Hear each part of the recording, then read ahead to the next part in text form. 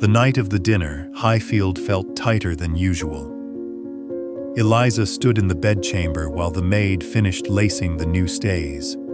The whalebone pressed harder than it had even a week ago. Patience had ordered the lacing done in front of her, watching until the eyelets met and the small padlock at the bottom clicked shut. The cream silk gown, the same one she had worn on her wedding night, was brought out again and smoothed over the stays. The blue embroidery along the bodice looked smaller tonight, as if the fabric itself had been drawn inward. She had endured the dinner. She had smiled when expected, answered when spoken to, and kept her spine straight, even when the edges of her vision began to darken. She had listened to talk of tobacco prices and shipping schedules, while her ribs ached with every shallow breath. When the last carriage finally rolled down the drive, she excused herself and climbed the stairs slowly, one hand on the rail. Inside the room, she locked the door. The maid reached for the back of the gown, but Eliza stepped away. She stood in front of the mirror and looked at herself. At the high neckline, at the way the silk strained across her chest, at the pale line of skin where the stays had already begun to mark her. Something inside her chest pulled tight, tighter than the whalebone, tighter than any clause in the contract she had signed. Her hands rose. She caught the silk at the center of the bodice and pulled. The fabric resisted for half a second, then tore with a long, ugly sound that split the gown from neckline to waist. She tore again, lower this time, until the front hung open and the whalebone stays were exposed to the candlelight. Air rushed in, cold and sharp. She dragged in a breath that hurt, then another, and the shaking started. The door opened behind her.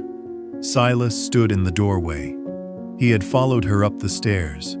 He took in the torn silk, the broken stays, his wife breathing like she had just surfaced from deep water. For several seconds he did not move.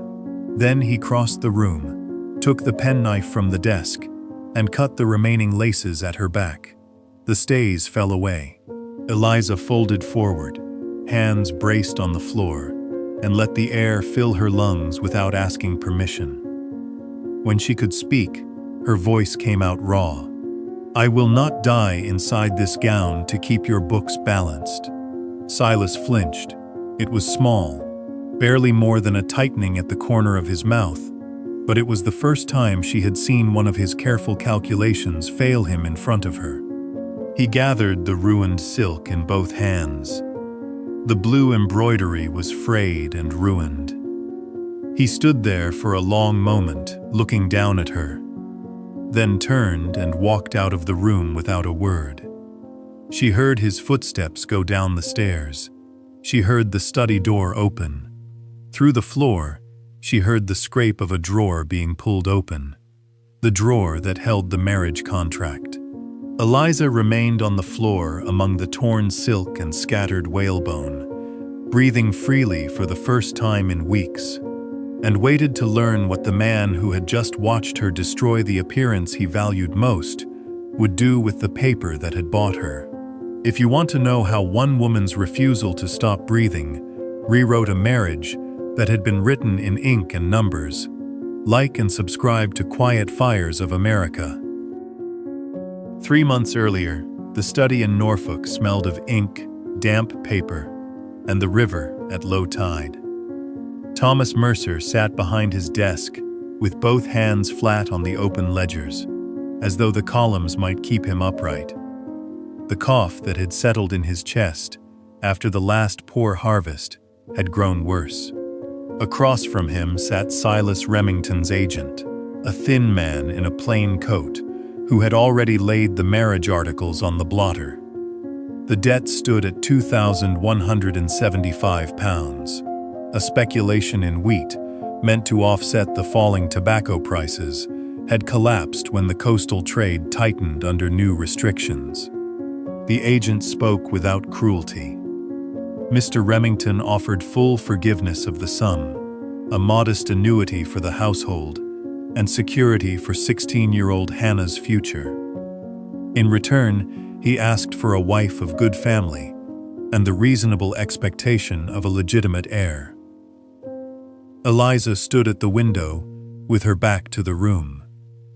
She had read the articles twice. The language was clean and exact. Debt cleared upon marriage, conduct becoming the wife of Highfield, provision for an heir within a reasonable time. There was no mention of affection or companionship, only terms. Her father cleared his throat. "It is more generous than most men in my position could expect." Hannah sat on the low stool by the hearth, hands clasped tightly, eyes bright with relief she did not yet know how to hide. Eliza looked at the pen on the desk, then at the ledgers that had slowly consumed her father, then at her sister's face. She picked up the pen. The nib scratched across the vellum. Her name took its place beside the space left for Silas Remington. The agent sanded the ink, folded the document, and sealed it. The carriage left Norfolk at first light 3 days later. Eliza watched the familiar streets give way to the road that followed the James River. She kept her trunk small. Most of the good dresses had already been sold. Highfield rose from the riverbank in the late afternoon, brick and white trim, orderly and exact. Patience Remington waited on the steps. She was tall and spare, her hair drawn back so tightly it seemed to pull at the skin around her eyes. She inspected Eliza's trunk before it was carried inside, then inspected Eliza herself with the same measuring glance. "Mr. Remington will receive you in the library after you have changed," she said. "The household keeps regular hours. You will find it easier if you learn them quickly." Silas was already at the desk when Eliza entered.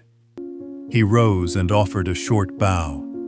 He was younger than she had expected, 37, with a slight stiffness in his left leg that he favored when he moved. He did not smile. "The articles have been signed and witnessed," he said. "The debt is cleared as of this morning. Your father's annuity will be paid quarterly. I trust these terms meet with your satisfaction." "They meet the need," she answered. He nodded once. "Patience will show you the house. The wedding will take place here on Saturday. After that, the household will return to its usual order." He did not ask if she had questions. He closed the ledger in front of him, and the interview was over. The wedding was small and precise, exactly as Patience had arranged. Eliza wore the cream silk gown with blue embroidery.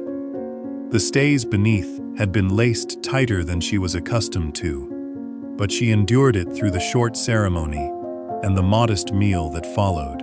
Silas stood beside her without touching her hand. When the last guest departed, he escorted her to the master bedchamber, performed his duty with the same calm efficiency he brought to every task, and left her alone afterward without unnecessary words. In the weeks that followed, Eliza learned the true shape of the life she had entered. The household moved according to lists Patience kept in a small leather book. Breakfast at 7, dinner at 2, supper at 8. Between those hours, there was little room for idleness. Eliza tried, at first, to bring small pieces of warmth into the order. She cut rosemary from the kitchen garden and laid it across the plates one morning. Patience removed it without comment. Another afternoon, she asked Silas whether the lower pasture flooded because of the old drainage ditches. He answered that the matter was already recorded in the ledger and required no further discussion. She stopped offering suggestions after that. What she could not stop was the gradual tightening around her body.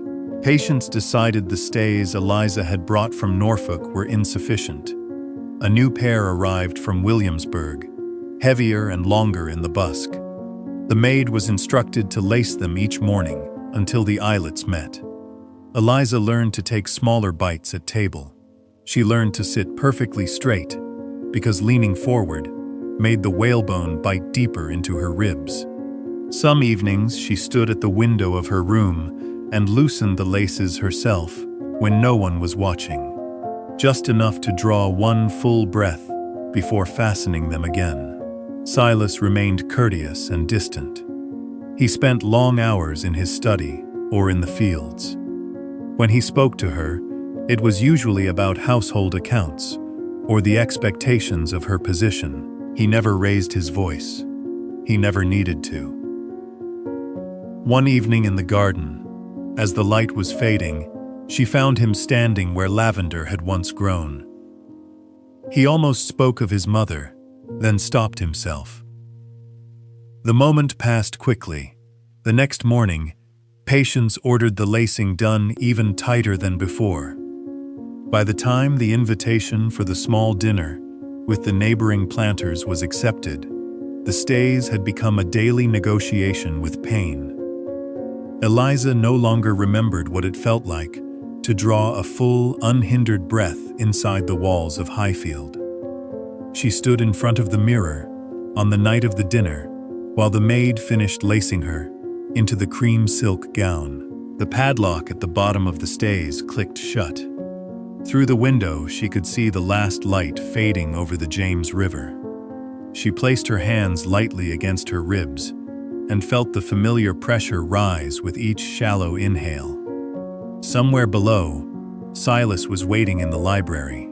Somewhere in the house, Patience was checking the final arrangements.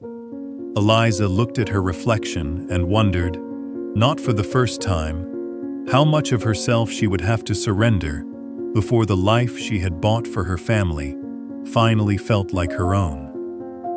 She did not yet know that the answer would arrive before the night was over. The weeks after the wedding settled into a quiet, exacting rhythm that left little room for anything unplanned. Highfield ran according to the lists Patience kept in her leather book. Meals were served at fixed hours. Rooms were aired at fixed times. Conversation at table was expected to remain light, useful, and brief. Eliza learned the rules by breaking them. She placed a sprig of rosemary across the breakfast plates one morning. Patience removed it before the maid set the dishes down and sent the plates back to the kitchen to be wiped clean. 2 days later, Eliza asked Silas when he returned from the fields whether the drainage in the lower pasture could be improved. He answered that the condition of the ditches was already noted in the ledger and did not require discussion. She stopped offering suggestions after that. What she could not stop was the steady tightening of the stays. The new pair from Williamsburg had arrived within the first week. Patience instructed the maid to lace them each morning until the eyelets met without strain. Eliza stood still while it was done. She learned to eat less at dinner so the pressure against her ribs would not turn to sickness. She learned to keep her breathing shallow when she walked through the house so the whalebone would not shift and bite. Some nights, when the house was quiet, she loosened the laces just enough to draw one full breath before fastening them again. Silas remained courteous and absent. He spent most of his days in the study or riding the fields. When he spoke to her, it was usually to confirm that she understood some requirement of her position. He never raised his voice. He never needed to. One evening near the end of the third week, Eliza walked in the garden after supper. The light was fading, and the air smelled of turned earth and river. She found Silas standing at the far edge of the old lavender beds, his hands clasped behind his back. He did not turn when she approached. "My mother planted lavender here," he said after a moment. His voice was quiet, almost as if he were speaking to himself. She believed it kept the moths from the linens. Eliza waited, but he did not continue. After a short silence, he nodded once, as though he had said more than he intended, and walked back toward the house. She remained among the empty beds for a while longer, listening to the cicadas and wondering what else he had once allowed himself to remember. The next morning, The lacing was drawn tighter than before. By the 5th week, Eliza no longer measured her days by what she could change. She measured them by what she could endure without drawing notice. The stays had become part of the order of the house, as fixed as the meal times and the lists in Patience's book. She moved through the rooms carefully, spoke when spoken to, and kept her hands still when she felt the urge to loosen anything at all. One afternoon, Silas told her he would be away for 3 days on business in Williamsburg. He spoke of it in the same tone he used for crop reports. Before he left, he reminded her that the household would continue to run under Patience's direction in his absence.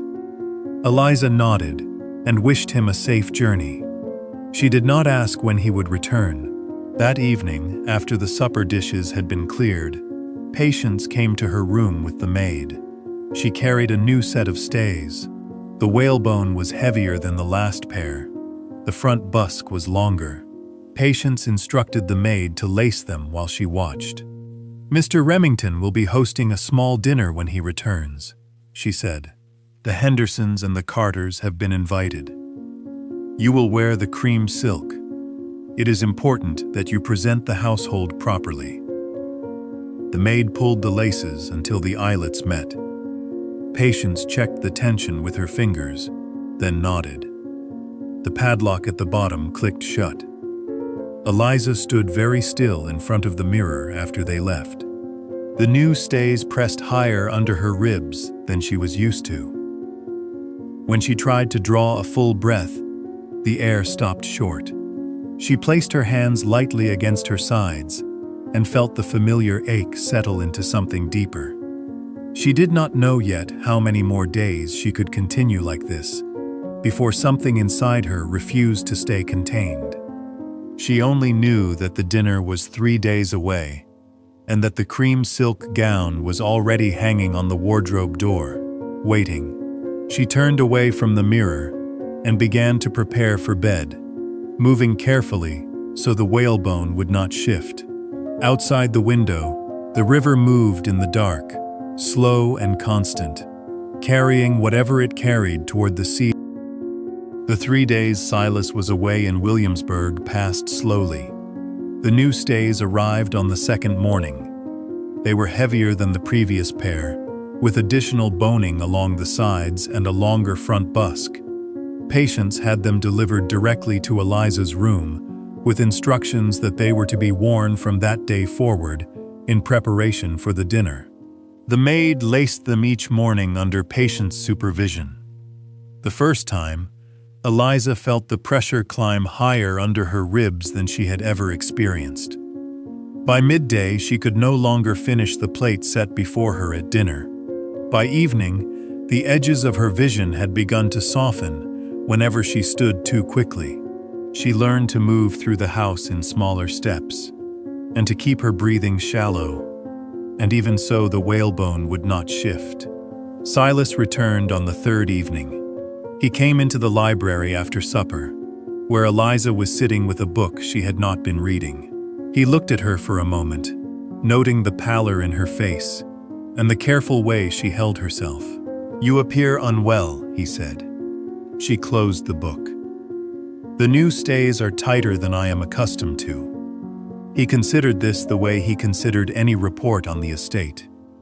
Patience believes they improve posture and presentation. A wife in your position must present strength, not frailty. The terms we agreed upon require us to maintain the dignity of the household. I trust you will manage the discomfort as part of that arrangement. He did not ask if the discomfort was becoming something more than discomfort. He did not ask if she was still able to draw a full breath when she was alone. He simply returned to the papers on his desk, and the conversation ended. That night, after the house had gone quiet, Eliza stood in her room and tried to loosen the laces herself. Her fingers found the tight cross of the cords at her back, but the small padlock Patience had added remained closed. She could not reach the key. She sat on the edge of the bed and pressed her hands flat against her ribs until the pressure eased enough for one deeper breath. In the mirror above the washstand, the woman looking back at her seemed thinner than she remembered, her face drawn, her eyes tired in a way that had nothing to do with sleep.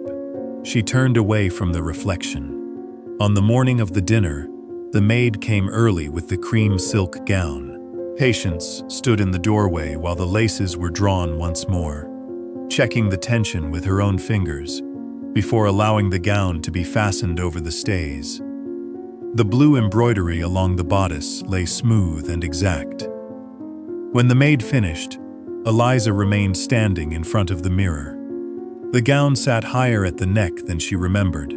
The pressure beneath it was constant and unyielding.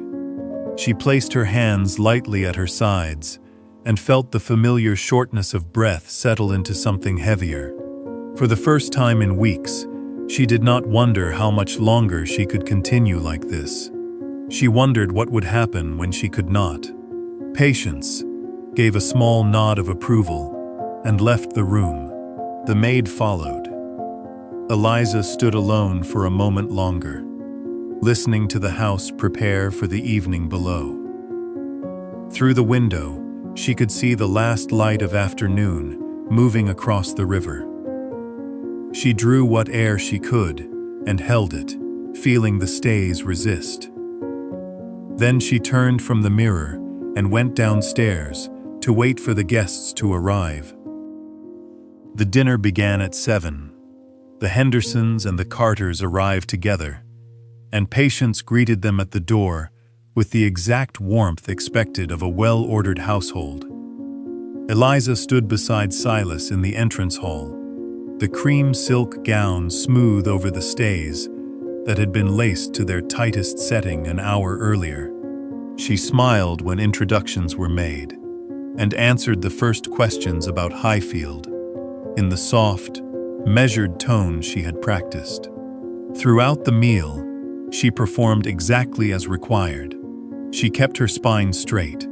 She cut her food into small pieces and moved them around the plate more than she ate them. When Mrs. Henderson asked how she was settling into married life, Eliza replied that the household ran very smoothly. When the conversation turned to shipping schedules and the recent news from Williamsburg, she listened without offering an opinion. The stays pressed higher under her ribs with every shallow breath.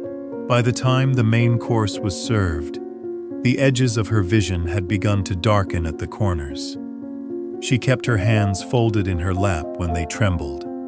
Silas sat at the head of the table and spoke of yields and prices with his usual precision. He did not look at her often. When he did, it was with the brief, accounting glance that had become familiar.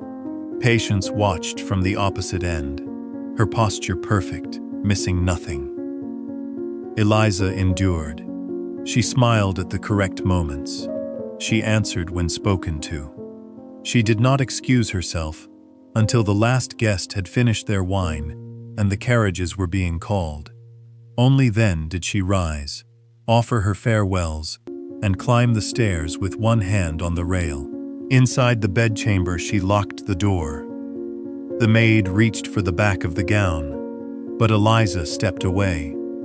She stood in front of the mirror and looked at herself, at the high neckline, at the way the silk strained, at the pale line of skin where the stays had pressed all evening. The pressure that had been building for weeks no longer felt like something she could negotiate with. Her hands rose. She caught the silk at the center of the bodice and pulled. The fabric tore with a long, ugly sound that split the gown from neckline to waist. She tore again, lower, until the front hung open and the whalebone stays were fully exposed. Air rushed in, cold and sharp. She dragged in a breath that burned all the way down, then another, and the shaking started. The door opened behind her. Silas stood in the doorway. He had followed her up the stairs. He took in the torn silk, the broken stays, his wife on her knees in front of the mirror, breathing like someone who had been held underwater too long. For several seconds he did not move. Then he crossed the room, took the penknife from the desk, and cut the remaining laces at her back. The stays fell away. Eliza folded forward, hands braced on the floor, and let the air fill her lungs without asking permission. When she could form words, her voice came out raw and stripped of everything she had performed downstairs. "I will not die inside this gown to keep your books balanced." Silas flinched. It was small, barely more than a tightening at the corner of his mouth, but it was the first time she had seen one of his careful calculations visibly fail him. He gathered the ruined silk in both hands. The blue embroidery was frayed beyond repair. He stood there for a long moment, looking down at her, then turned and walked out of the room without a word. She heard his footsteps go down the stairs. She heard the study door open. Through the floorboards, she heard the scrape of a drawer being pulled open, the drawer that held the marriage contract. Eliza remained on the floor, among the torn silk and scattered whalebone, breathing freely for the first time in weeks. She listened to the sound of the drawer opening below and waited to learn what the man who had just watched her destroy the appearance he valued most would do with the paper that had bought her wed. Morning came slowly to Highfield. The light moved across the river and touched the windows of the bedchamber before Eliza opened her eyes. She had slept on the floor, among the torn silk and scattered whalebone. Her ribs ached where the stays had pressed deepest, and her skin still carried the red marks of the lacing. She rose carefully, washed her face at the basin, and dressed in a plain cotton morning gown that required no stays at all. When she came downstairs, Patience was already in the dining room. The ruined cream silk had been found and brought to her. It lay folded on the sideboard, like evidence in a trial. Patience did not raise her voice when she spoke. She never needed to. "You have destroyed property that did not belong to you," she said. "You have made a public spectacle of instability on a night when this household required dignity. There are terms in the marriage articles that address conduct unbecoming a wife of this station. Mr. Remington will be informed." Eliza did not answer. She poured herself a cup of tea and drank it standing by the window, watching the light on the water. She had already said what she needed to say the night before. Silas came down later than usual. He had not slept in the master bedchamber. When he entered the dining room, Patience rose at once and placed the folded silk on the table in front of him. "She tore the gown in front of the maid," Patience said. "After the guests had gone, the stays were cut as well. This is not the behavior of a woman who can be trusted to maintain the dignity of Highfield. The articles contain a provision for dissolution if a wife fails in her duties through intemperance or instability. I believe that clause now applies." Silas looked at the torn silk for a long moment. He did not touch it. Then he turned to Eliza. "Come to the study," he said quietly. "Both of you." Patience followed him with the folded gown in her hands. Eliza walked behind them without hurry. The study smelled of old paper and the river. Silas closed the door and went to the desk. He opened the drawer where the marriage contract had been kept since the day it was signed. The vellum pages were still inside, the wax seals unbroken. Patience spoke first. Her voice was steady and precise. "The household cannot function if its mistress destroys its property and disrupts its order whenever she chooses.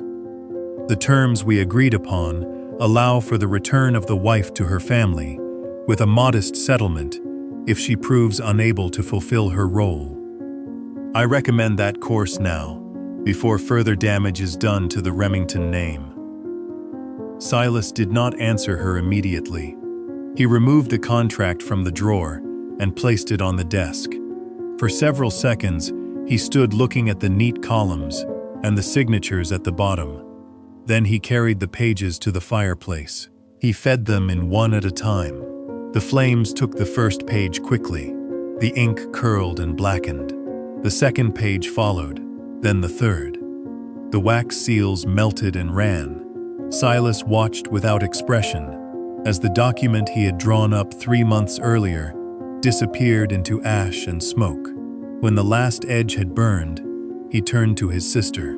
"There is no contract here anymore," he said. "Only a marriage between two people who will decide what it means. You will not invoke clauses that no longer exist. You will not speak of sending her away. If she leaves this house, it will be because she chooses to, not because ink once required it." Patience stood very still. The color had drained from her face. For the first time since Eliza had known her, she seemed uncertain what to do with her hands.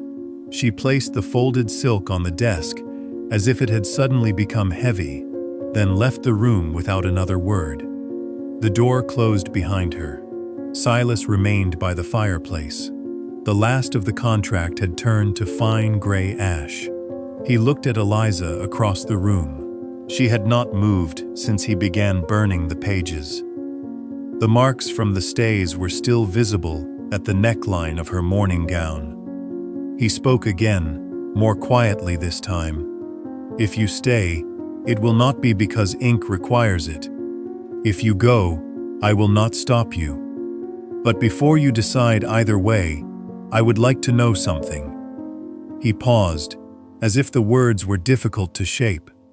"I would like to know whether you believe a man who has lived by columns and contracts can still learn to value a single breath more than any balance he has ever written." He did not wait for her answer.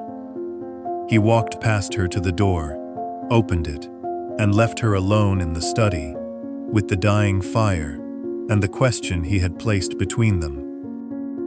3 weeks later, the rhythm of Highfield had shifted in ways no ledger could have predicted. Patience had withdrawn to her own wing of the house. She still took her meals in the dining room, but she no longer carried the small leather book. The lists that had once governed every hour were no longer posted. The maids moved through their work with less tension, and the lavender beds at the edge of the garden had been cleared and turned for new planting. Eliza no longer wore stays. She walked the fields with Silas in the late afternoons, sometimes speaking, sometimes not. He listened when she pointed out places where the drainage could be improved or where the tenants' cabins needed repair. He no longer answered only with figures. One evening, she told him she wanted to start a small herb garden near the kitchen, not for show, but because the cook had asked. He simply nodded and said the ground there had good light. The next morning a man arrived with tools and soil. They did not speak of the night she tore the gown, nor of the contract that had burned. Those things existed between them, like old scars, present, but no longer the first thing either of them touched. One afternoon, near the end of the 3rd week, Eliza found Silas in the garden, where the lavender had once grown. He had already had the beds prepared. New plants sat in wooden crates beside the turned earth. He was kneeling in the dirt, sleeves rolled to his elbows, carefully setting the young lavender into the ground. She knelt beside him without asking. For a long time they worked in silence, the smell of earth and crushed leaves rising between them. When the last plant was in place, Silas sat back on his heels and wiped his hands on his trousers. Eliza looked at the neat row of green and felt something loosen in her chest that had been tight for months. That evening, after supper, she went to the study. Silas was there, standing by the fireplace. On the desk lay a small stack of papers, the old household rules Patience had written in her careful hand. He fed them into the fire one by one. The flames took the ink quickly. Eliza stood in the doorway and watched. When the last page had burned, she stepped into the room. She was wearing a simple cotton dress with no stays beneath it. The light from the fire caught the curve of her shoulder and the line of her throat. Silas turned. For a moment he only looked at her. Then something in his face changed. Not calculation, not correction, but something quieter and more dangerous. He crossed the room and stopped in front of her. She did not step back. Outside, the river moved in the dark. Inside, the fire settled into low coals. Eliza reached up and touched the side of his face with her fingertips. He closed his eyes for half a second, as if the touch cost him something he had not known he still possessed. Then she laughed. It was not the careful, measured sound she had used at the dinner table. It was full and unself-conscious, the kind of laugh that belonged to a woman who no longer measured her breath by what it might cost her. The sound filled the study and moved out into the hall. Silas opened his eyes and looked at her, as though the sound itself were more valuable than any figure he had ever written in any book. He did not tell her he loved her. He did not need to. The words would have been too small for what had already passed between them. Some debts are paid in coin. Others are paid in the slow, difficult work of learning to stand beside another person without keeping count of what is given and what is taken. The heart was never meant to be tallied. It was meant to move, to risk, and to breathe, freely, and without permission from any ledger that came before it. Highfield stood quiet around them. The fire burned low. Outside, the river continued on its way to the sea, carrying whatever it carried, asking nothing in return.